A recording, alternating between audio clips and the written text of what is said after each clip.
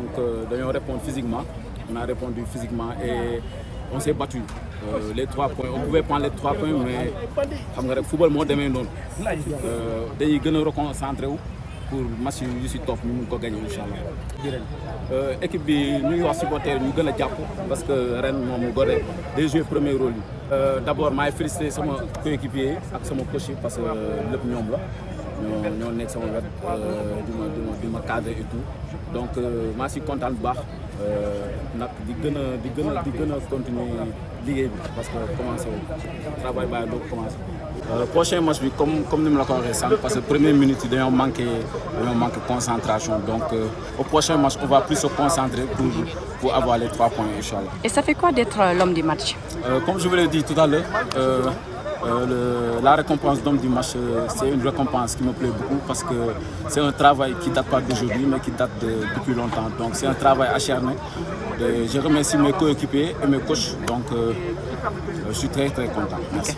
sant yàlla rek xam nga championnat la ñuy joué quoi match bi métti woon na trop mais comme am nañ un point dañ koy sant yàlla xam nga te dem liggéeyaat parce que championnat bi gudd na quoi match yi bëri na.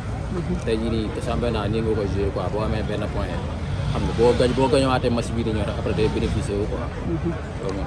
nan ngeen nar a préparé li ngeen xamante ni moo di seen prochaine match incha allah. waaw ñëw ànd ak benn mentalité rek pour gañ rek parce que tey jii nii xam nga joué nañ 2 matchs ñaari match bu nekk dañu match nii tey jii bii di ñëw bu ñu gañewul rek après xam nga dañuy nekk si but quoi loolu moo tax dañooy recevoir chez nous la quoi. ça dépend si physionomie match rek parce que benn instant mi ngi woon suñuy loxo après ñu dem ba ci biir xam nga gars yi football moom noonu la quoi ku nekk day am sa temps fort ñu dem ba ci biir gars yi jël seen temps fort ñu jël si 2 buts tamit mais après taxul ñu bàyyi quoi après réagir nañ xam nga égaliser ces 2 points quoi mais yàlla baax na. Oui, c'est un bon point parce que être mené dès les premières minutes après réagir marquer 2 buts mais malheureusement on a pris leur égalisation presque à 3 minutes de la mi-temps donc je peux dire que nous avons eu des regrets durant cette première mi-temps là on pouvait au moins partir par 3-1 même si ils ont tiré ils n'ont pas eu assez d'occasions parce qu'on peut jouer par dire que par exemple Wakam ils ont bien bousculé mais nous on a eu des occasions on pouvait marquer au moins 3 buts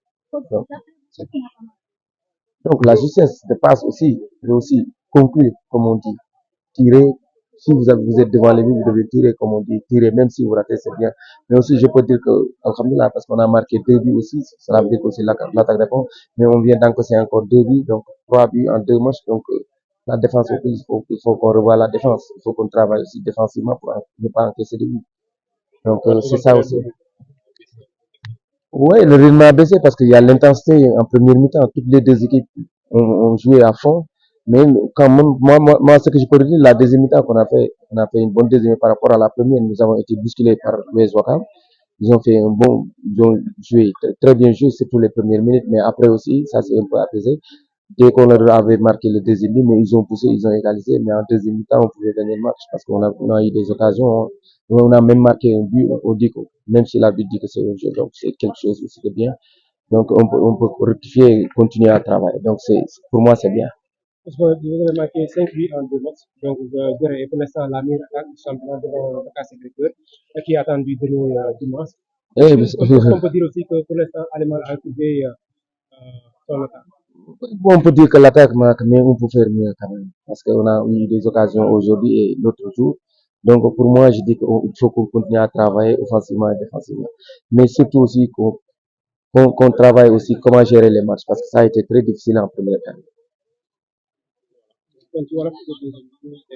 ma sant yàlla parce que point bu mu am bi rek déjà ñëw ba fii Wakaam jeeg ñoom parce que métti woon na parce que ci début ci ñu doorteel bi rek ñu dugal le penalty après nga fekkatu nga égaliser après dugalaat ko deuxième bi sax donc foofu la ñu defee suñu lépp parce que mënoon nañ dem mi-temps ak 2-1 moo gënoon parce que bu nekkoon 2-1 bu man deuxième mi-temps bi dina changer par rapport ak suñu premier mi-temps mais lu ci gën rek mooy baax na parce que suñu deuxième mi-temps moo gën parce que dans le jeu ñu ñoo ëppale lu ñu attaqué bien vrai que Wakaam def nañu ay compte mais on avait bien tenu le ballon mais justesse de comme ni ñu waxee passe yi ni ñu ko waroon passer comme suñ ko waxee bu baax moo des daal mais damay continuer rek di leen di encourager sama joueurs yi xam ne tamit noonu la des fois nii la match yi day metti ñu match nul kon dañuy sant yàlla ci loolu te wutiwaat leneen rek beneen match incha allah.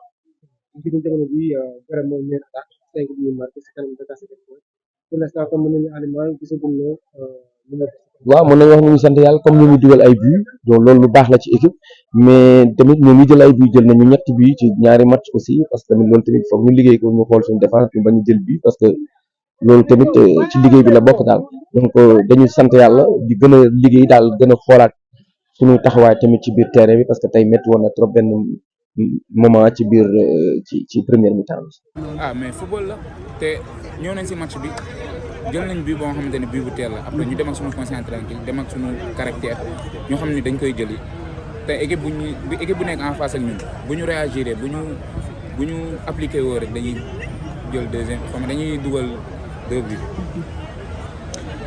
nan ngeen ñuy waajalee li ngeen xamante ne moo di seen prochain match bi.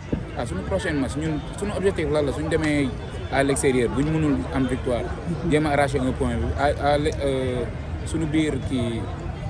suñu dëkk moom forcément jéem a am victoire rek loolu moo ñuy avancer le championnat bi. Merci beaucoup. Ben, vous savez, on est dans un championnat, en fait, on ne crache pas sur les points. Comme je l'ai dit, l'enfer du dimanche. Chaque dimanche, vous allez vous rendre compte que c'est des pressions à n'en plus finir. Et jouer l'US Gorée aujourd'hui, c'est pas une chose facile parce qu'ils viennent d'une victoire très belle avec 3-1. Donc jouer Gorée aujourd'hui, je pense que ça devait être la chose la plus difficile dans ce championnat. Mais on l'a fait parce que pourquoi on l'a fait? Parce qu'on a beaucoup travaillé dans l'organisation et dans l'effort. Dans l'organisation et dans l'effort.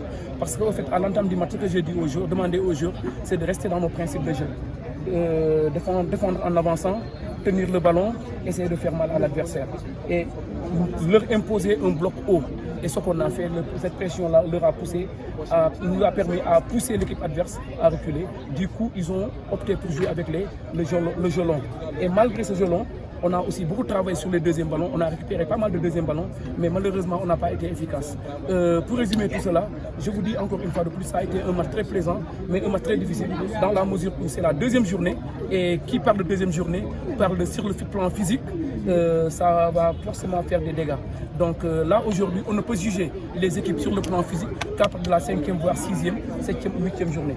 Donc là aussi, on s'en réjouit, c'est un point sur lequel on ne peut pas cracher, donc là on continue le travail.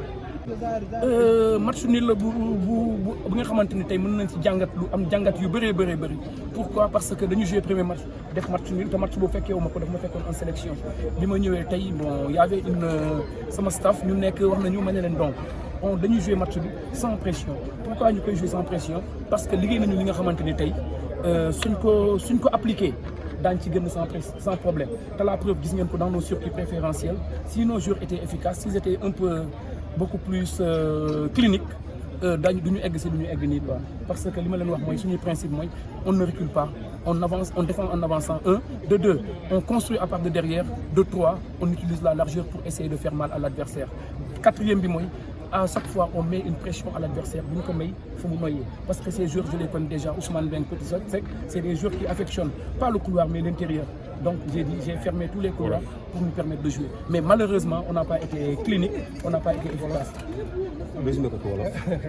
malheureusement bon suñuy joueurs kii wuñu efficace uñu de ci kanamu camp yi quoi dugaluñu parce que am na occasion yu bëri nga xamante ne suñ ko dugaloon je pense que tey leneen la ñuy wax mais duñu wax match nul mais loolu yëpp ay jàngat la parce que ñu ngi nekk ci début saison dañuy liggéeyaat rek chaque jour man li may wax comme philosophie li may wax la vie est comme le mythe de Sisyphe à étape bu nekk rek dafa am li nga siy jëlee te soo ko si jëlee après nga jël defaraat pour mën a jëm kanam.